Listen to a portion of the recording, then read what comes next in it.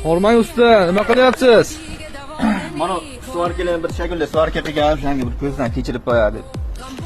Okalarim, kommentariyada kecha savollar bo'ldi, kecha video qo'yganimizda. Mana suvarkalarni bir ko'rsatdim.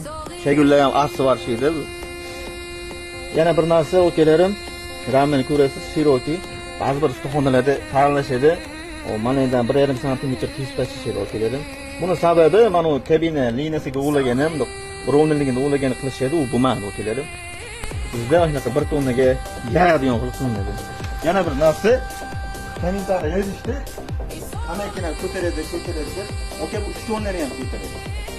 Lekin 1 tonna yuk bilan yil davomida xizmat qilishdi. Ya holatlarni. Suvarkalarda zo'r.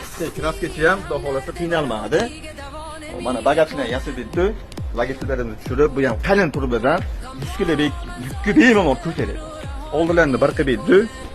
Eski bichara, to'r bichara farqli. Okalarim, mashina xizmatiga kerak bo'lsa, o'zimizga aloqa chiqarasizlar.